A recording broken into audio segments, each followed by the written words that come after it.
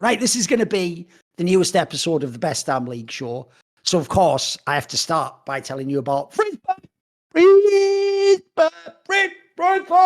You might think, what are you talking about? Well, luckily, unlike the Matrix, which Morpheus claimed no one could actually be told about, they had to see it for themselves. You don't. You can allow me, with my articulation and showmanship skills, to actually tell you what the Freeze Pipe is. The FreezePipe.com is a company that sells bongs, bubblers, dab, and oil rigs. They have all different types. They have one that's like the twin turbine with like 2 water things in it. Basically, the main selling point is when you smoke weed, it's obviously annoying, isn't it, that you have to cough a bit, wheeze, like you have that heavy smoke, especially actually if the weed's really good. Sometimes it's really strong, the smoke, isn't it? So rather than have to put up with that to enjoy the THC, the Freeze Pipe has a section in it which is food safe, and you can take that glycerin chamber, you put it into the freezer section for just an hour. When it comes back, it cools smoke by over 200 degrees Fahrenheit, and I don't even know what Fahrenheit is because I come from a real country. And basically, that allows you to just enjoy all the chemicals without the annoying smoke. It'll be all cool and smooth at that point in time. If you would like to try one, how about going to thefreezepipe.com and using the code LFN for 10% off? They also have vape pens if you want to avoid smoke entirely. And if you prefer to smoke a joint or a blunt, they have a blunt tip, a little thing you put for 20 minutes into the freezer section, has a similar effect. There you go, thanks to the Freeze Pipe. Right. Yeah, and you guys might be thinking that come on, some of those BDS drafts, Freeze must have been off the pipe. Okay. with how he was drafting versus BDS. But actually, that was not Freeze. That's Nightshare. You have to remember that they're different people. So just that's a distinction that must be mentioned at the beginning of the show. Exactly. Yeah. Right. Here's the thing. I just want to start like this, Tom. You know what? We're gonna stick to our strengths, Tom. That's the thing I've learned in life. Is that you shore up your weaknesses a bit, you work on them, but you're always gonna have your strengths. Your strengths are what get you to the dance, as it were. So I'm just gonna start out with haterism. Can you believe that? Can you believe I'm gonna start on a negative and maybe rant about someone? Because, mate, if people watch this show for the last year, they will know that I'm actually I can be really variable on Chasey from Mad Lions, the top laner, right? Like, there were times I actually did think for the first split and a half. Sometimes he did have good games. Like, he actually, in my opinion, he clearly can play carry champions. He can get ahead in lane. He can be good. But, mate, this series they just played against fucking G2. That first game might be one of the most that should be investigated for match fixing or something. That was outrageous how bad that was. And that was one of the most disgusting performances, because you have to also consider it's not just the performance in game, right? Like, sure, he played Jax and Cassante, which is a counter matchup. It's the fact that the whole draft is predicated on that Jax counter pick to Cassante. That is the 5th pick. That is why everyone else is blind picking, so that he can get this pick and actually dominate a Cassante lane.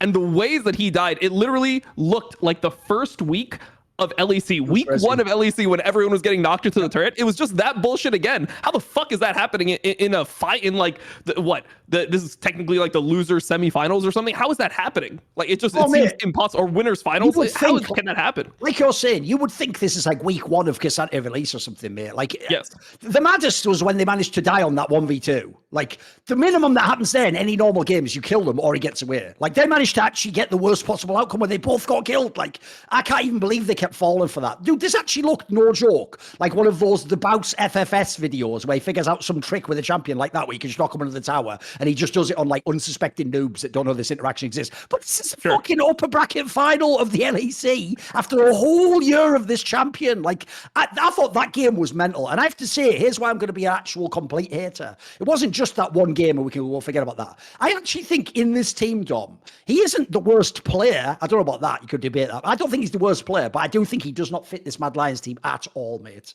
Like, if he's not the worst player, who is the worst player at this point? No, but you know what I mean. Like, I mean, there's times where you played like crap sometimes. Sometimes Illusang's a bit whatever. Like, he's not always the worst player, but he's. I don't think. Here's the thing. He's the worst player. No, but here's the difference. He isn't like what Armut was, where Armut was just like clearly a bad player who they let stick around for some reason. But the problem I have with this is I actually think he's totally inappropriate, even for like the side of the team in terms of GMing. Like, dude, this guy quite clearly needs to play like strong side all the time. He needs to actually have all his picks, like you're saying, and he needs to be on like whatever. If he wants a Renekton pick, he has to have a Renekton pick. Like, the idea he can be like a weak side top laner and play in this squad, I don't think he can, mate. I don't think he fits the team. Like, even his strengths don't seem to help. Like, and like I say, that game 1, I know it's just one game, but fucking hell, that was bad. Man, that was really bad. That was one of the worst games I've seen in a while from one player. The weird thing about Chasey is that like the interactions that he falls for are like so fucking basic. So the Cassante interaction was horrible, right? Like that happened twice. I don't even blame Elyoya on that 1v2, by the way, because as a jungler, like your whole draft is about this Jax getting ahead, and you have to then like try something to get him ahead. Wasn't he on like Sejuani? Like, it's not, you can carry the game on your own. You got to help him. You got to get your lanes ahead. Come on. So that's fine. That's fine. I'm not blaming Elyoya. Yeah, Chasey gets all the blame even there. fine, mate. If he hadn't fucked up and got knocked to the tower, they would have just got away without dying. It would have been fine. It wouldn't have been any problem. Exactly. My other problem was that game where he was playing Renekton versus Swain, where he had a big lead, and he sees that Swain builds a Rylai's first. And anyone that's played this matchup or just understands how Swain works conceptually with ult is you have to save at least one of your dashes to get out of the ult. You cannot just all in him because he's just going to drain you forever. So you need to actually try to bait out the ult and leave. And he was like double dashing into Swain, and then Swain's just solo killing him in a game where he actually had a lead. So like his knowledge of interaction seems way off compared to like, I guess, how good of a player he is mechanically.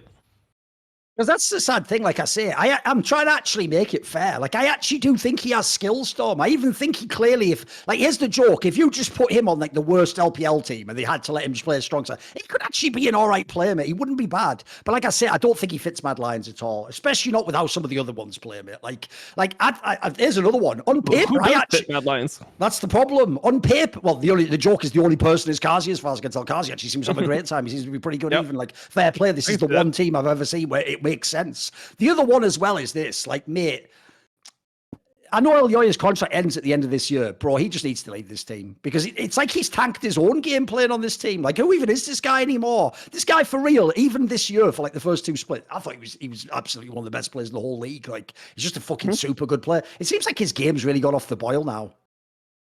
He's just a whatever player to me. I think it's just a really bad meta for him. Like, when you think about when he's been his best, he plays like these bruiser ganking junglers, and now you're just in tank versus tank meta.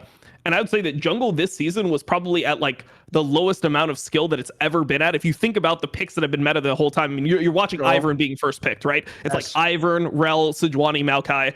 That's like 90% of the fucking jungle. Then you go back to spring. Maokai has been broken literally the entire fucking year. And I feel like Elyoya can't really prove that he's a better player. Like, not only were there like changes in the jungle, so like jungle, like at the beginning of the season, you couldn't invade because they had the camp experience reduction, which was so fucking stupid. Don't get me started on that bullshit. So that hurt his game, and then now he's just in a tank meta. So it's like the whole year he just can't play to his strengths because his strengths like don't exist in the game right now. It's really fucked up for him to play jungle, and I think just in general, like the team is fine. I mean, they're probably top 2. I expect them they're going to beat Fnatic. It's just I don't see how they're going to do anything when they get internationally. I don't see how it's going to look different from MSI. It just feels like they're super capped in terms of what they've worked on and the level that they've got to. Like, first of all, I'm actually with you. I also think they're going to beat Fnatic. Like, Fnatic snuck through these fucking 2 series, and they could absolutely be in last place, not even at Worlds. It's a viable possibility. But even more so, I'm even more worried than that, Dom. Like, forget Worlds. If they go to the final, Mad Lions, and rematch G2, it's going to be the same again. They're going to have another couple of games where they just speed into it. It should be worse. And then I'll tell you the thing that kills me the most, right? One of the props I actually thought people gave XL before the season finals that I actually did agree with is actually their macro looked half decent, mate. They sort of had it figured out. How can Mad Lions macro be this bad? Bro, they've had the same lineup all year. Some of these players are even mega veterans, like, mate, Niski, Hillersang, like, how can our macro be bad? Like, this team just seems like I can't even trust them to win a game because, you know, everyone's looking, Dom, and saying like they're trying to like make Mad Lions conflate them with G2. Like, well, maybe they can just accelerate the game and get ahead early against an Asian team. It's like, how are they going to close it out? They're going to have to essentially be against a team who can't team fight late, and they're not going to be able to close it out. Like, they're so fucking we literally questionable. Saw it. Game 1 versus T1. Yes. They had like a fucking 10k gold lead or some shit, or like it felt like they had a 10k gold lead. Hillesong Pike was all over the place. They're up like at least 10 kills, and then they just don't know what to do. They don't know how to like squeeze the team out or force the team into a bad decision. Their macro is like, start the Baron. Like, and they just start, and then it's like, oh shit, they're coming in. What do we do? Do we turn? Like, oh fuck, like I guess we shouldn't have started the Baron there, and then they just all die and the game's over.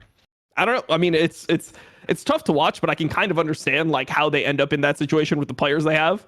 Like, they don't have like bait players, you know, like they don't have players that are like, ooh, like wait for them to walk into, or like sit on this flank and like hold your position. Like, all their players are really fucking aggressive. They see someone, they just want to fucking kill them, right? Like, that's just how they are as people. So it makes sense why their macro looks like this, but it's just not a recipe for success against like top tier teams.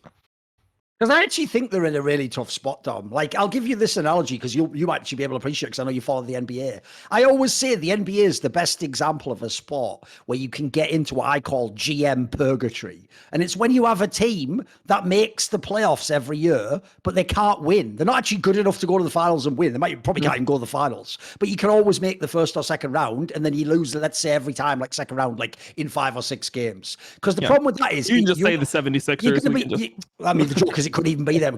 There's loads of teams people know historically fit this bill. Clippers famously. Like the real problem with these teams is you're like just good enough that if you fuck up, you can keep the same lineup and hope it gets better. But you're not actually good enough to be as like the elite team. And I think Mad Lions is right in that spot here, mate. Because like I say, the crazy thing is, even now when you look at the roster on paper, it's a pretty good roster, mate. Like these are pretty good pieces. Even some of the big names are actually still like legit big names, but there's something about how they fit together. Like it just has never fully come off, if you know what I mean. I know they had the fluke run where they won the LEC or whatever. I don't know, mate. I don't really buy it. It's not even like a title. Like, I mean, we've had this discussion. Like winning one of these 3 splits doesn't even feel like a title, you know? So I think it's weird because sure, they feel like they're capped out. Like they can't actually be the best team. But at the end of the day, if they're the second best team, it's like, what do you do in that situation? Because like by definition in LEC, they are elite. They're not elite the same way like Fnatic and G2 were back in the day, but they're elite in terms of like they're one of the highest placing teams consistently. I mean, they've been the highest placing team outside of G2 consistently. If you just look at the placings, of course. Yeah. Over the course of it. So I think it really just depends on like if that's good enough. Like, do they want to be one of the teams that just goes to internationals? I mean, they won a title. Maybe they can sneak a title every now and then. But, you know, for a lot of these teams, the way that they make their money is going to internationals and being able to like show their brand on the biggest stage. So I feel like they're going to be very careful to not fuck up what they already have, because the worst thing you could do is make one change and suddenly your team ends up like fucking Koi or something.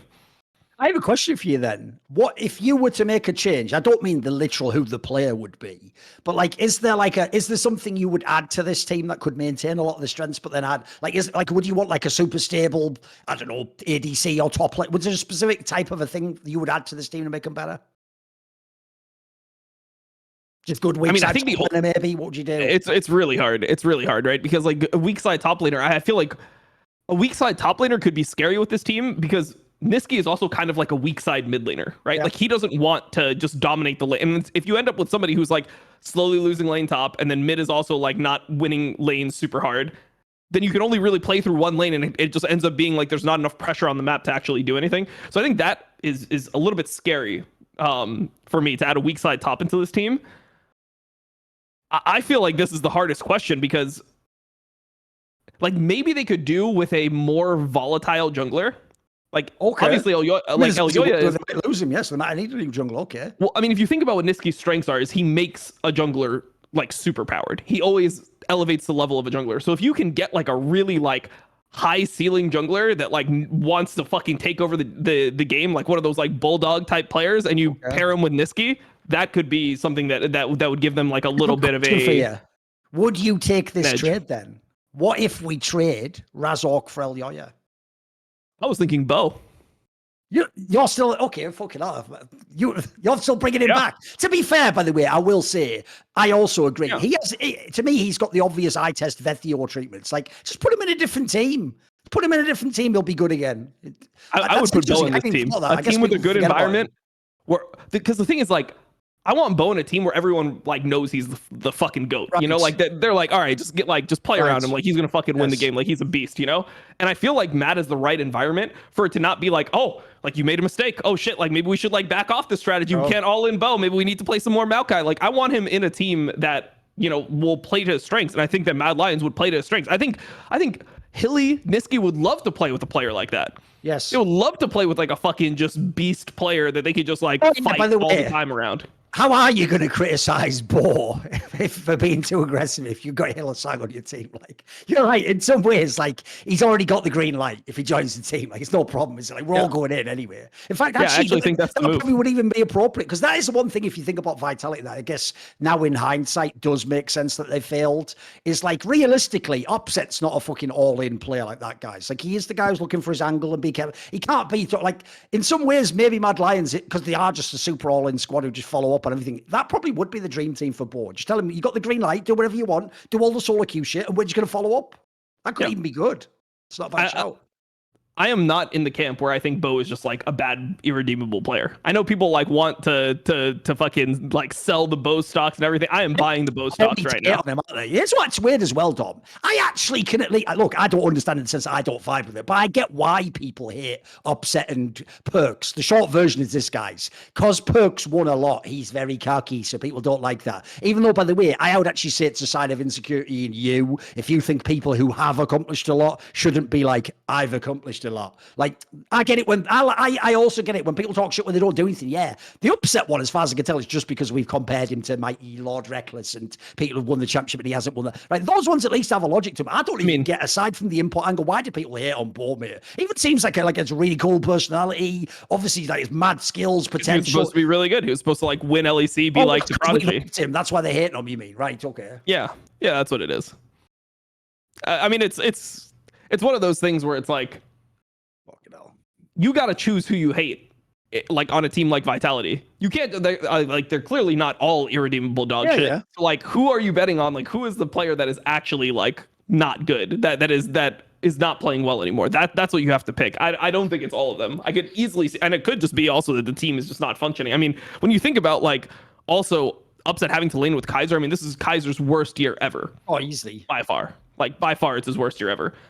And I think that also like limits the team. Like, when you have no support jungle synergy, when you have no support AD carry synergy, like, where are you getting your leads? Like, support is such an important role. And then also you have to, like, the point that I made about why the meta is bad for Elyoya, that also applies to Bo. Like, these are not players that want to just be stuck on a fucking tank meta and just like have to just make the right play all the time. They want to have agency in the game. And, like, there's just no agency in there's just no agency in jungle right now. I mean, like, you can do things, but you're playing off other people. Did Thorin DC?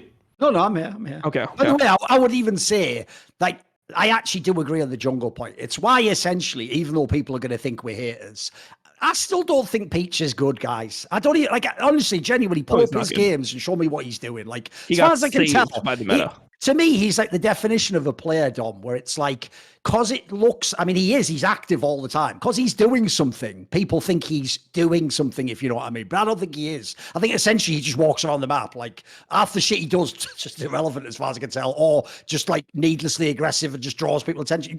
These aren't even plays he's making. So I agree on the jungle one. I want to actually spin this and ask you, because everyone's seen that hilarious thing where Gumayusi compared all the different parts of a team to the fucking ramen, right, Dom? You know, this thing where he did the usual pity party for ADC, like, our role doesn't even really mean anything. I want to just sit him down and go, do you know who the fuck Rulu is, you moron? First of all, Gumayusi, by your logic, if the ADC is not that necessary, how have you inted so many motherfucking finals games, bro? Like, you're doing a pretty good job. So, by that logic, if it's not some necessary, like, if it's just the egg, that's like I'm about to eat some delicious ramen and you just put a load of rotten eggs in my, like, oh, fucking, you ruined the whole meal now. And I was gonna say, he's like a, like, you want the runny yolk in the egg when you're having ramen. He's like a hard boiled egg in the ramen where it's like, what the fuck? Like, this is just some like bullshit. Like, this is breaking apart. It's just terrible. So yeah, I mean, that's. Bro, I want to get your take on this, because when I watch the LPL, like, I mean, the obvious teams like BLG, bro, it's all about the ADC. What are we talking about? Like, if people don't know, the only reason Scout won MVP is because his team doesn't have as many good players, and he was really cracked out. In terms of the actual best player in the LPL, probably just his Ruler. I don't even think it's that, like, it's probably pretty hands down, right? I don't get this take. What do you think on this one? Like, I know ADC is a pretty famous role for whining about this, but I thought this was a weird one, because to me, this is the year of ADC, mate. I mean, I've always just thought that AD carry is an extremely strong role. Like, I feel like it's, I don't think that the disparity, like, sure, if the disparity in like top side and support is super fucking high, of course, but like that goes for literally any role in the game. So I don't even buy that point. I mean, AD carries get strong pretty fucking quick now. Like, you're strong on 2 items. Before, maybe I think it could have been more valid when you needed like 3 items to get IE and like 60% crit. But now AD carries are pretty fucking strong on 2 items. Like, they can do a lot in the game. So I don't buy it. I think it's bullshit. Especially because the mistake he made, as usual, is he didn't just talk about like problems with ADC. Dude, he had the actual goal to imply that like all the other roles except support are like the main thing in the game. Like, so essentially, Dom, let's just connect these 2 points. This motherfucker looks at the current meta of jungle and goes, from ADC, he looks at the jungle meta and goes, these junglers are more impactful than I am. Like, yeah. What? He sees this jungler playing fucking Maokai and he's like, yeah, no. Like Popeye, Maokai, and fucking Sejuani, and you're playing like Zeri. Like, what? The fuck are you? You know, Yumi's still in the game, bro. Like, mate, that's such a... Because you know what the problem with that, right, is it's... I will give him credit. It's a funny analogy. Like, it almost makes sense. But I thought his actual point was ass. And then everyone was just loving his analogy. Like I even saw fucking my mate Upset go on Yamato's stream and be like, I thought it was a good analogy. Bro, that's just because you're an ADC and he's just... Basically, he's like a layup in it. It's like me going into a room full of like single ladies. Like, hey, ladies, aren't men all just fucking pigs and obnoxious? It'd be like the fucking biggest layup of all time. Where they're like, exactly. He knows what he's talking about. Also, if you think about like Upset just losing, I know. Like the fact, like he just came in 10th place. It's like, do you want free excuses as to why this is not your fault? True, like, you know, like this is just one of those things where I like hear it and I can't. I don't know, man. I just can't take it seriously because like he lost his team in the finals. Like he's the one that lost his team in the finals. Like, come on, bro. Just pull up a picture of Kaiser. Actually, for Kaiser, I think literally he's like some dehydrated vegetables. But, Jesus, bro. What the fuck? All I'm saying, mate, is touch it. All I'm saying is have a look. Does he look like he's healthy, fed, moisturized, unbothered, living his best life? I don't think he does. By the way, on that topic as well, we'll do a big thing about Vitality. We'll go back to the other teams. But I will say on the Vitality one, mate, this year might have just for real like ended Kaiser's career. Because if you think about it, he was already like a bit sus last year, but he's sort of all right with the Unforgiven guy. Before that, he had Kazi, who, quite frankly, I'll even give it up to Kazi. Listen, these players aren't static. They have up and down years. As bad as Kazi was in the past, I actually get the vibe now that did sort of work with Kaiser. They had some sort of a synergy or understanding of each other. Because when I've seen Kaiser on his own with other players, every split, it feels like my opinion goes lower. I used to think this guy actually had real potential, mate. Once upon a time, he had those weird pockets. He looked like he could be really good. Now he it looked feels like he could be like the new era of support. For like, there was a period where it looked like Trimby and Kaiser were just going to like eclipse Mickey and Hilly, and then they would just be the new era of like the best supports. Yes. In LEC. That ship has sailed now, though, mate. Like, I don't think anyone believes that now. I don't even think he believes it, mate, which is the other sad thing. I even feel like he's sort of realised something's fucked about his game, and he's just... I don't know if he's checked out, but it looks like it to me. Yeah, it's really weird. It's really, like, weird to watch him play because a lot of the picks that he used to be good at, he's just, like, not really good at anymore. He used to kind of be, like, the engaged support guy. So you would think, like... I mean, that was the problem in spring, right? Or in winter. In the winter split, everyone was playing these Enchanter supports. He wasn't that good at them. It was like Nami, Lulu, all this type of shit. So then he started pulling out like Nautilus then. Like that was his way of trying to like have relevance within the game. And then we ended up in like a full engaged support meta, and then he's just not able to like play anything again. Like I don't know. It's very weird. It's like, so what are you bringing to the team at this point? Because you're not specifically good in lane. You're not playing team fights well. You're not roaming. What are you actually doing well? That's my question with Kaiser. I need to ask you now. Which is, I already did my whole like impassioned 20-minute rant. Because like one thing, this is why I am the esports historian. Everyone else thinks, Dom, that stuff like MVP and All Pro, they're like, why are you getting so bothered? It doesn't mean anything. It's just an award. The reason I get bothered, mate, is like, I'm sure you do this every now and then for certain sports. If you're a fan of sports, one of the coolest things ever is the fact that like, if you like basketball, there's basketball reference and there's football reference. You can go to these sites and look up everything in the past. You can go look up how someone played in 1989 or who was the All Pro player in the NFL in 1993. You can go look this stuff up, and if you're a modern day fan, it gives you like a little bit of a window into like who was good then, who was the best, what's it like, bro. I've done my whole rant on it, but I can't handle that. Listen, I'm actually with that Mickey X being the MVP, but the idea that all three of the main candidates are all from G2 are all on the same team. Give me your thoughts on that. That seems wild. It even seems to me like it almost logically shouldn't be possible, if you know what I mean. How could they all be on one team? Yeah, how could all the most valuable players, like, it's not like they won every split. Like, if they were like super fucking dominant the entire time, it's like I would understand it. But it's like they're not, even though they're winning and it feels like they're the best team now and they are the best team now, the way they win is not in a super dominant way. It's like, because they win, you almost give them the pass. But when you examine their games, they don't look like the dominant team you expect them to be week in and week out. So when I look at like a team like this, also, yeah, I mean, the logical part of it is if everyone on the team is that valuable, then how would that be like, how could any of them be the most valuable? The whole team is just valuable. Like they're removing value from each other. There's only so much value to go around, yes. You know, like unless you're super dominating the league. So when I was doing it, I would say that the people I was going to put in there would have been Crowny and Jankos. That's a good one. Yep. And those are the two people where I would have put in the MVP discussion, like second and third. Probably Jankos second, Crowny third. The one I said, that's the first name. After Mickey X, Crown Shot should be the second name out your mouth. Like, because if you just look at the year, remember as well, we have to stop recency bias. Mate, the first two splits, this guy was money. He was even still fairly good at the end. The real problem is this, Dom. Yeah. The last series he played was probably his worst. So everyone's just remembering that. Like, bro, Crown Shot was cracked this year. He was really good. Yeah, he was really good. He was top tier. This team is doing nothing without Crowny on that team. Like, you think that they're fucking one game away from winning a championship without Crowny on this team? It's literally impossible. Like, he's the real deal. He's the one that's like the stable player. Everyone else is like a wild card on the team. They have some massive holes. Adam has the champion pool issues. Nuck has the champion pool issues. Sheo has been mega inconsistent. They won games by having Crowny get super fed and being like, all right, he's going to fucking carry the game when we get into these fights. Like, I don't understand how he's not a shout there. Like, I mean, Yike being an MVP candidate, it's just... I want to talk about that as well, mate. Because there's another thing, tough, man. Right? This is where, again, we're never going to get the win, Dom. Just like with Flackhead, we're all just going to be called haters of these players. Because I like Yike, but like... If you just take this out of the equation, I would actually now only have good things to say, Dom. Especially because we haven't seen him at Worlds yet. Like... I would say this guy genuinely, every single split, remember he's a rookie still, every split he has gotten better. And I actually do think by the time you get to the summer, you can make the case he was the best jungler. But MVP of the whole season, what are we talking about here, mate? Like, go and watch the first split they played, guys, in winter. Does that look like the MVP of the whole league? Really? Like...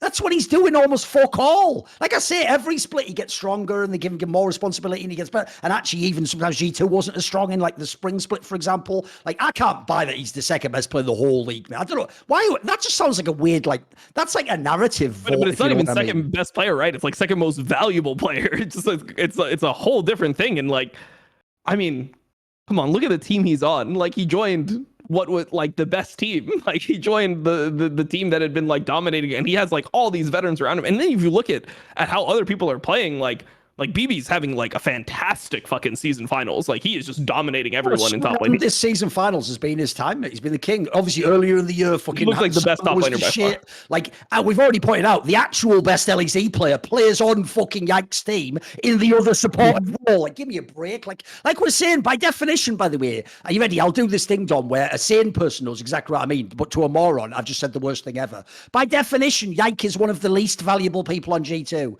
Now, what's great about that is, it's obviously there's a finite amount of value goes around, so you understand what I mean. But to a moron, why I actually just said there, Dom, is he's really bad at the game. Yeah. I didn't, of course, but in fact, the worst thing is, like I said about this segment, we don't even want to hate on the guy. But if you tell me he's the second most valuable in the whole league, I have to hate on him. Because as we just said, like, bro, again, is this even a debate? Like, look, I'm all for hypotheticals, counterfactuals, like, you know, what you've got a unique take, LS, tell me what it is. But I can't do the debate of like, which one is more valuable this year, Crowny from BDS or Yike from... That's not even a debate for me, mate. Like, I wouldn't even know how to make the Yike side of the argument. Like, because to me, Crown Shot is played on a team where, like, you see it now at the end, boys, when they're exposed.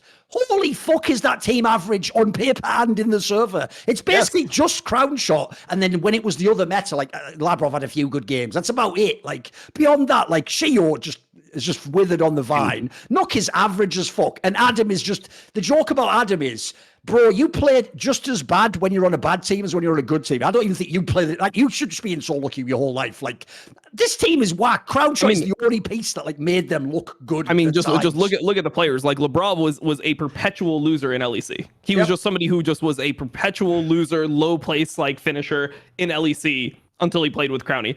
Adam and Knuckle, they're 10th place from last year. Like, those guys were literally just 10th place. Like, we know that they're not fucking getting it done on their own. Like, the reason that they're now getting it done is because before they had Xmatty, so they could get some leads, and then Xmatty would just throw because he wasn't a good AD carry.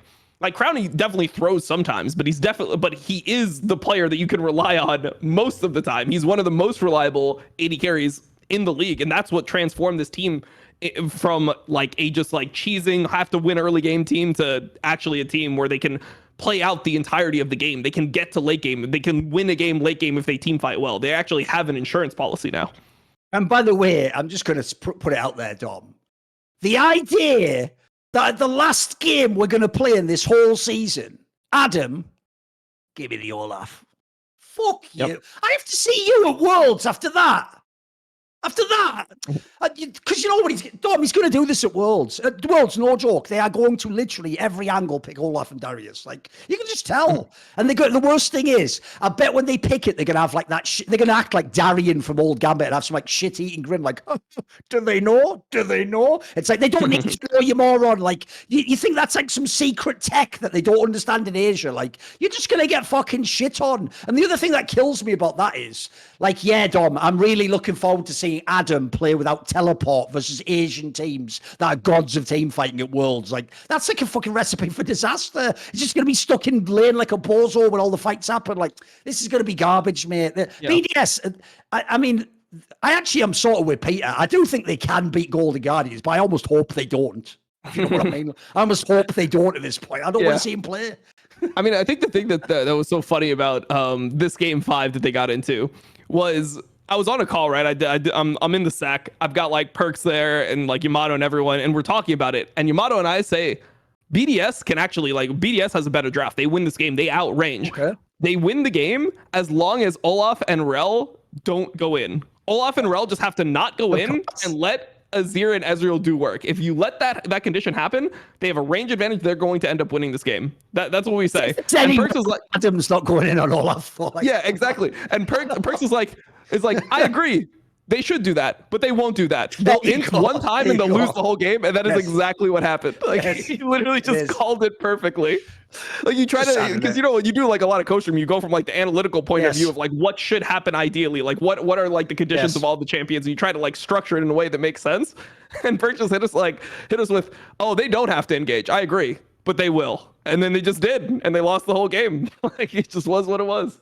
Because the other side of that one as well is, like, as much as I'm bagging on BDS and Mad Lions, mate, fucking Fnatic, they just flip a coin and they just average, or they're like slightly above average like every game. Like, mate, this team also has some big flaws in it. Like, it does look like if they draft well, they can be good. They can have some good performance. Even Humanoid had some good games. I actually think, by the way, low key, mate, I hope all the hate from Razork has gone now and never coming back, because this guy's actually just really good now, mate. Yeah, I think he's actually, again, this is another person who looks like split on split as they changed the roster. Doesn't Razork just get better this year, mate? He actually looks pretty good to me. He's the one, like, the few bright spots I actually have on this team for me.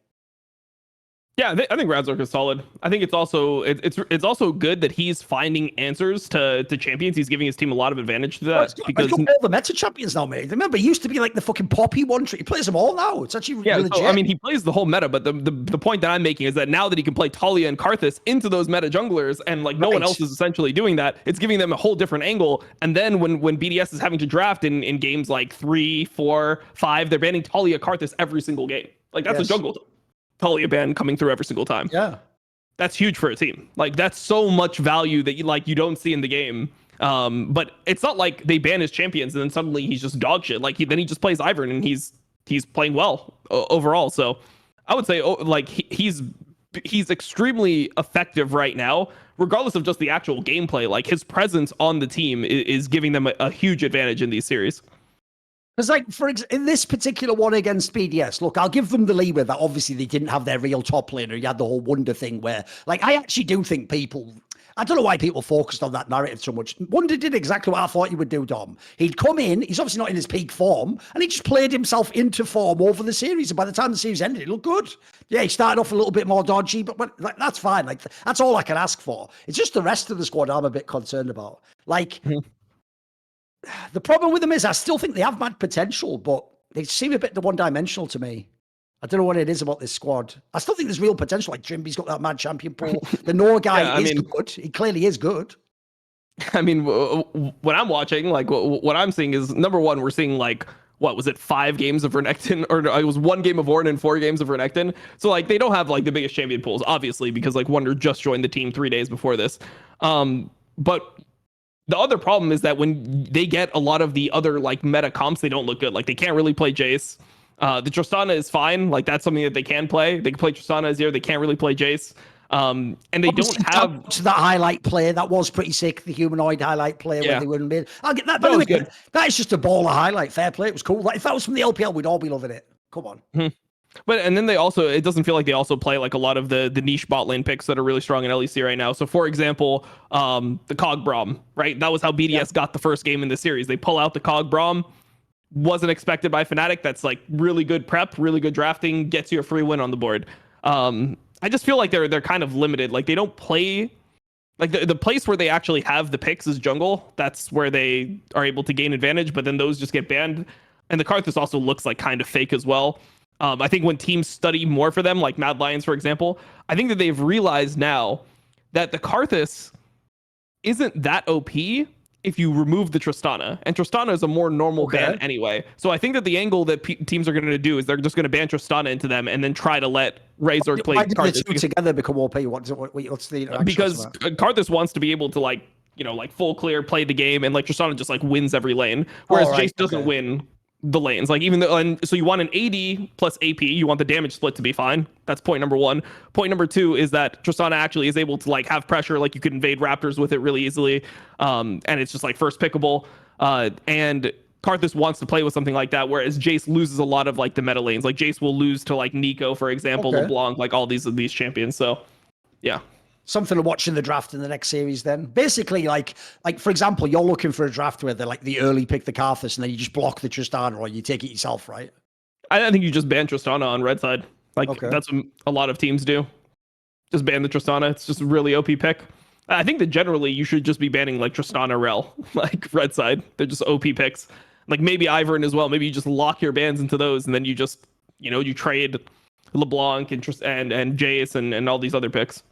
Because the weird thing about Mateup with the Fnatic squad when they have the real team with the Oscarin guy in is, if anything in this team, the reason it works now is because it isn't about humanoid. Like it actually is about like top and AD and the jungle's fucking mega active. And like, if anything, humanoid's job now actually is just own int. If you just own int, we got a real chance of these games. Because I'm with you, mate. Like I'll give him props for that Tristana player. That game actually showed me maybe he can play it. I said it on the last week's. Like, mate, I've watched the best players in the world play Jace. This guy's not one of them. Like his Jace is nowhere near the LPL Jace. Like, forget about that. That's not even going. There's to be none in Europe. The Asian teams. There's not one Jace in Europe that is even close to like a Knight Jace, a Scout Jace, a Chovy Jace. Like, there's just not anyone. You know, just is what it is. So to me, that's like just a domestic draft, mate. You're never picking that comp international anyway. By the way, one thing I did want to ask about is, do we actually know for Worlds? Like, do we know exactly what patch it starts on? Is it known? I think we know the patch, but we don't know what the patch is. Ah, right. Okay. So we don't have a sense yet of like what it's going to shift towards. I mean, wasn't it implied they're going to like buff assassins as usual or something? I have no idea. I mean, I normally just wait until they actually release the patches, like the actual like notes or what they're planning on doing, because I hate going through like oh my god, this is so broke, that you like tweet about it and they just nerf it 2 days later and it's like, all right, well, nice, we got some impressions at least, you know. Like I'm not trying to I just want to learn it one time. Like release the patch, I'll study that, and you know, we'll go from there. Because here's where this episode is a little bit of a bummer. Is, mate, like, let me float a theory by you and I'll see if you buy it or not. Do you think Dylan Falco knows his team is so much better and they win all the scrims and they essentially can beat everyone because he's got better players and a better team, and he is intentionally trying to be wacky with experimentation in some of these drafts? Is he doing that and sort of like knowing he can lose a game here there? Because if they really thought each game they were trying their hardest to draft the best champions, I'm a bit scared for G2 at Worlds, mate. Like, what's your take? Where are you at on that one? Would you buy the theory? Is he experimenting? Does he know he can't lose, essentially? Are these all real drafts, do you think? I think knowing Dylan, like Dylan is a serious guy. He wants to like stomp everyone. He wants to just win every single game. So I just don't believe he would do something like that. Like I could see like maybe a like more laid back coach doing that approach, but I think that or taking that approach. But when I think about his team, I think that his team just has specific champions that they're really good at, and they tried to just make it work together. The Yike picks need to go. The counter picks that he goes for, like he goes for these solo queue counter picks. He did the Eve in the previous series. He did the Fiddle in this series. It looks terrible. And versus a better team, to Belveth when it first came out. Yeah, he always has something weird, doesn't he? I mean, I'm down with like a Belveth if it makes sense for the game, because Belveth has like defined strengths. But like when you're playing Eve or Fiddle in some of these games, like I thought the Eve game was terrible. I thought the Fiddle game could work, but the Fiddle game, like he you can't play it with the as far as I can tell, right? Like I'm with you on that one. The Eve one was dog shit though. Yeah, the Fiddle game can work if the top lane matchup isn't played as well as Chasey played. Like, I mean, it's just Renekton versus Kled. If the Renekton plays well, you actually are going to need to influence the laner. You're going to need to like protect dives. You're going to have to do something to allow the Kled to like survive. And Fiddle wants to just be clearing the jungle, be efficient, hit level 6, and get stuff done. So it just wasn't a good timing, I would say, for the Fiddle game matched up with a Kled into Renekton. Like, you would rather play like Fiddle Renekton, where you don't actually have to care about the Renekton, and then like be able to do what you actually want to do on the map. So yeah, I would say that's my angle there. But I just think in general, these counter picks that he's going for are just not necessary to win, and they don't make sense. Like the Talia and the Karthus make sense in the context that they're being picked from Razork. This even and Fiddle don't make sense. Like the Eve game was mega dog shit. I don't know what they're thinking there. But if you look at the series, both series that G2 played were the same exact series. They stomped game 1, game 2 they get stomped with a weird pick. Game 3, they look good again. And then game 4, they should lose and they end up winning anyway. They played the same series twice. And it's just not a series that instills confidence in me that they're actually a good team. I just don't believe it. I know what you mean. Like the way that fourth game went that you're talking about even does make me think. Like that just smacks to me, as pure speculation on this, as someone where you've just won a million scrims against these teams and you think you can win in any scenario. Like even behind you, like it doesn't fucking matter. Like you're not fazed by that. But the problem with that is this isn't the dominant team we wanted. Like this looks like they almost can't lose. That's not the team I want to see go to Worlds. The joke about it all is this, mate. I mean, in part, it's because of Mickey X, but I think in general, I actually do think the one lane that you can actually have any hope for with G2 is bot lane.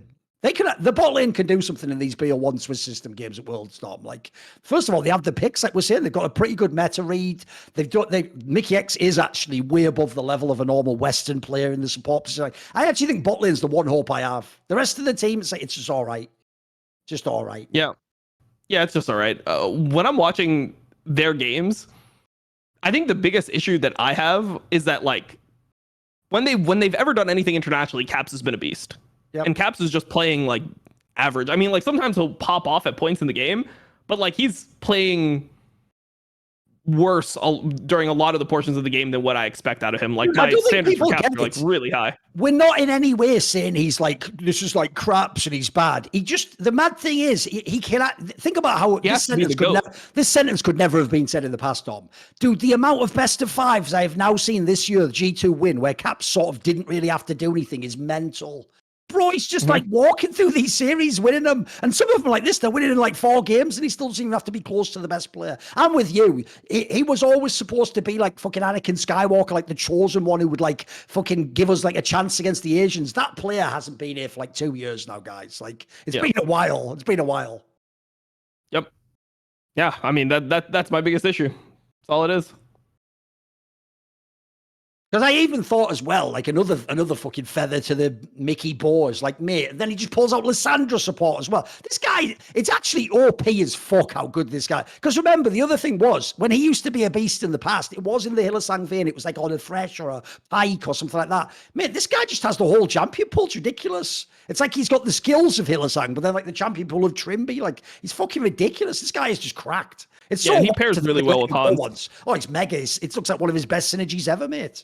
Yeah, because Hans allows him. So number one, like he can play all the aggressive champions because he can play with like Draven or Callista, but then also Callista enables all the weird support picks that like shouldn't really be support because they just die easily or they're like every engage is a suicide. But with Callista, it's not a suicide. Like you can actually engage and trust that you'll be able to survive on the back end. So I mean, I definitely think that that's the strength. It's just I'm scared about mid jungle right now for G2. And then also one thing that bothers me is that so like I obviously talked to like a bunch of the pro players, and every pro player I can tell, even if they don't say it explicitly, I can tell that they're all very surprised by how much worse G2 is on stage than in scrims. Like everyone is like, oh, like gods and scrims, right? Yeah, like so every time like people are like, oh, like they would never make this mistake in scrims. Like, right. what are they doing? Like you can just tell that people are very surprised because their scrims are so dominant. Like every scrim looks like game one of these series is the pretty much the vibe I get. But on stage, like something tends to go wrong, and they just don't make like they don't like keep the foot on the gas pedal. If they like make a bad play, it seems like they back off a bit.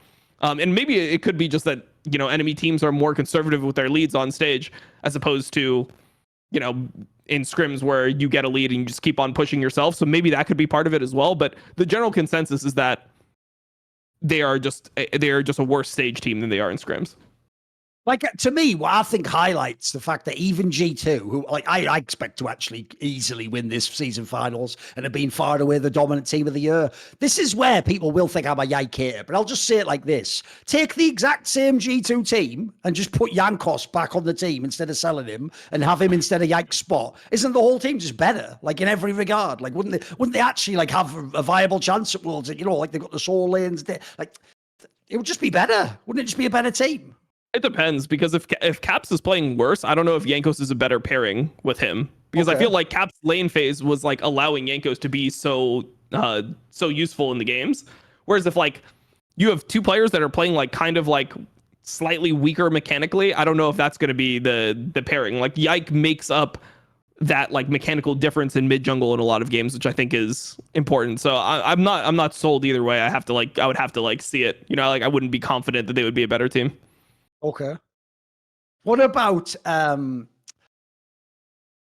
Bear in mind, aside from G2, all the rest of the teams, like I say, their draft looks a little bit fucking sus. Like some of them even look like if the other team figures out the right like ban, it will actually just fuck their whole comps for like. Do you think it's just this patch? Are the teams actually like limited? Because the problem is like I say, Mad Lions on paper look good, but actually even on paper, teams like BDS and Fnatic, it's like they shouldn't really be the best, should they? Like these are just all right lineups, aren't they? Like that's my other problem going to Worlds is if things are really drastically different, are these teams really going to hold up? I don't know about that. I would bet against. I think. Yeah. I'm not sold on anyone. I'm not even really sold on G2, but I'm not sold on the rest at all. Like I don't see how they could win a best of 3 against an Asian team to qualify into groups. Like that's the hardest part for me. And G2, it's weird, right? Because like my problem with G2 is that every series they've played so far, like I predicted a 3-0 versus BDS. It was a 3-1, but it was like an ugly 3-1. It didn't feel like a 3-0. It's never clean. And then Mad Lions, I thought it was going to be a 3-0 again, and then it's just like a 3-1, another ugly 3-1. It's like in this finals, like whoever they play, I'm probably going to predict G2 3-0 because I just think that they're the best team, and I think they have the capability to 3-0. But if I don't see that in finals, it's like, where do you get the confidence from going into Worlds? Like you don't even get, like the thing is, maybe the Asian teams get nerfed by Asian games because they're literally practicing on a different patch. Like all the best teams are like, not only are they mixed up playing with different players, they're also playing on a different patch. So maybe that fucks them. But in terms of like the strength of Europe, I'm scared if G2 doesn't dominate this finals. I mean, you can even add in, I know it was a few weeks ago, but dude, there was even that dog shit upper bracket final against XL where XL fucking almost got him. Like, that's what I mean. Like, people wanted it to be, Dom. Like, the way you're supposed to spin this to get hyped about G2 is you're supposed to believe, because they win all the scrims, they're sort of playing with their food, but they still get together and win. Dude, I don't believe that. Like, you know players. I don't think, like, that's like some movie script shit. Like maybe some elite Korean team might fuck around like that in a draft sometime. I think these real teams, when you're in an upper bracket final or a season final, they're just doing real drafts they think are good for them, and they're just not playing them out well. Like I don't buy the idea that you just toying with him. Like I think they're actually just playing, and this is just who they are. They just sometimes have really shit, unconvincing games that look really not clean. You know. Yeah, I agree. I don't think any team's doing that. That they won all the scrims, therefore they don't think they can lose, and they're not wrong. They don't lose, but I agree. There's like the idea you can't ever predict this team to just win 3-0 and have them do it like legit. It's like what? Like they should. I would have thought, no joke. If you go back in time now, before we know the result, Like you say, all these series should be 3-0. 3-0 XL, 3-0 XL when you replay them, 3-0 easy when you play fucking Mad Lions, 3-0 on BD. The idea you're giving up any games to these, and as you say, and that's the other thing. You crucially said it. They don't even just give up a game. There's always a game they do win that they should lose. There's always one like that, which is like, I mean, mate, you could even go back to Summit. They should have lost to fucking Koi. Remember when they were having those games where early on they're just bleeding kills? Like, yeah, this team, it's crazy because like when they win the season finals, they have all the hallmarks of being dominant. I mean, I even do sort of agree, even though I don't think they have the 3 best players in the MVP. But this way, all of their players in theory are among the top 3 at their role. This is a rare time where I'll give them that. Like, I do think they all deserve like that status. Now, sure, for people like Caps, they'd be 3rd. I wouldn't have them 1st. But I do think that the team on paper is really good. But fuck, where is the actual real dominance? Like you say, we don't see scrims. Maybe they are the best in scrims, but in actual real games, they just look a bit sus, even when it's going well. Yep. One thing to give them is at least when they have like the awesome early game, they can close the game pretty well. They're way better than the other European teams for that. I'll give them that. My problem there is, and I know you know this, Dom, it's probably been talked to death on every talk show, is everyone knows the team that scares me of, Dom, is the last thing I want, actually. I'm unlike fans. You know, when they're like, oh, it's brilliant, they get ahead in lane and maybe they can win off that. Yeah, I've heard of that. It's called all the great TSM teams in fucking history. The last thing you want if you want to watch international play is, oh, we win, Dom, because we just like get ahead in all our lanes and ahead in sea. Like, that's better than them. That's not going to happen, is it, against fucking the LPL teams? Like, you are not going to have 2 lanes ahead every game. Like, that ain't going to happen for you. So if that's your win condition, how are you ever going to activate it? Like, good luck getting Giga stomping some LPL top laner. Like, you're not going to get that game 1 against Mad Lions against any of the Asian teams, mate. Like, you know what? When we talk about the specific LCK, I've sounded like the biggest Thorin hater of all time. Mate, Thorin will hold up fine against these teams. He'll be, in fact, if you look at the finals, he can even be good. Like, he's not going to get the shit that fucking Chasey had done to him. He's not going to dive under the tower and just gift you like 3 kills early in the game. Like, you play real League of Legends guys. He's just not the best carry top player. That's all. He's still a good player. Oh, Thorin will win that matchup. Like Thorin will literally just win the Jax Cassante matchup. I would think. Like, he plays a lot of Jax. Like that was, even though like he doesn't look on the same level of Jax as like Keen when he was having his good games, or like Bin, Ale, like all these other really good Jax players, he got good enough at the champion where he's going to play the matchup correctly. Like, he understands what he needs to do in order to win the matchup. Just didn't look like Chasey had ever played the matchup before. Like, it looked like he was first timing. Oh, it was outrageous. It really is. It was horrible. The other thing as well, I actually do worry about in that scenario is, like, right, I'll tell you what this is the reason why you might notice, even when I big up people like Mac, who I do think is clearly a good coach. If you look at what a coach should have in the checklist, I mean, the results show it. If you look at like essentially all the like different interviews, it's implied. The one area I do have a problem with, though, is I do think he does come off like a player's coach where like they all love his vibe and he's like gives people a lot of space and room. Like, I get the vibe, no joke, though, that the problem with that sort of coach is they're not the dick coach. Like, you know those stories about people like Bill Belichick where like even if you win the game, bro, they like bring up all your mistakes and show you making like a really bad play in a clip. I get the vibe like people like Chasey just get a pass, mate. I can't, there's no way people are on this guy's arse about the mistakes he's making because it's the end of the season, guys. Like, if this is the first split, fine, these are okay mistakes to make. This is just who this guy is now. Like, they're clearly, I think they just live with it. I think they just go, oh, well, and just forget about it. I can't believe anyone's bringing up these mistakes to him or showing him and asking him what he's doing. What the fuck are they doing in scrims, mate? Yeah. I mean, it's one of those things where it feels like they're more concerned with keeping the environment intact rather than like trying to break through to another level of gameplay. Yes. Which is also why I don't like it in this particular case, because I do feel like the problem with the Mad Lions squad is, like I say, I actually don't think any of the players are bad. I think that, especially for LEC level, they're all average, above average probably. But the issue I have is, mate, it's way too fucking explosive a style, if you know what I mean. Like, I don't think there's no consistency to this team. Like, how can I even rely? I don't even think they know what they're going to do in a game, mate. I think they have a vague idea, and then I think people just make plays, and they just hope, like, you know, the 3 people making a play make a play that sort of makes sense together, and then you win that fight. Like, and by the way, the biggest joke of all, this will show you if you watched all of this year of Best Damn League Show, is like I said earlier, at the end, despite the fact he's one of my whipping boys, I have to give it up to Kazi. He probably was the best Mad Lions player this year. He's even someone I might even have put in that category earlier of MVP. Like, it's actually probably was the best player for the whole year for Mad Lions, and the main reason why they had a chance to win games. Like, this actually is the team that fits his style somehow. So that aspect, I'll give him full marks. I agree. Yeah, he started being way more consistent. He started being way more consistent, like with his leads, and he just plays good almost every game. He plays well almost every game, which wasn't a fact before. So, yeah, I 100% agree. By the way, we said it earlier, but let's just get some brief thoughts. What do you think will make Mad Lions beat Fnatic? What's the main edge they have? I mean, if I were to think about it, I just think that they're a more complete team because, like, when you watch Fnatic's games, like they just have these big mistakes, and it feels like Mad Lions is like relatively solid. I mean, they were able to put together like 2 good games against G2, which is more than most, I would say.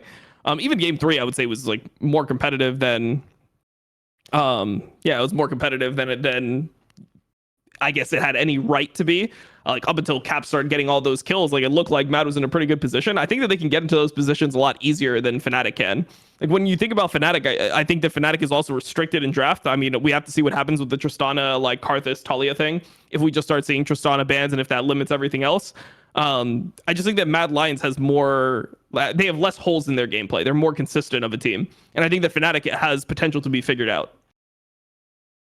Because I'm also going to take Mad Lions to win that one. Like I said about Fnatic, they're just too hit or miss for me. And the other thing is, like, look, they're all going to Worlds now, so it doesn't really matter. It's not like I can deny them going to Worlds. But like, after G2, I have to believe, if I want to believe LEC has a chance, that, like, for example, there's a Hylissang angle at Worlds, or if you give Kazi the right comp, he has a chance in the game. Like, essentially, I have to put a lot of my eggs in the fucking Mad Lions basket, which I also hate, because internationally, all versions of Mad Lions just shit the bed, don't they? Like, it's just reality. We've all seen it. There's basically that 1 year, 2021, where they were good at Worlds. That's it. Every other time, they semi-shit the bed, don't they? So, what do you want from me? What do you want, boys?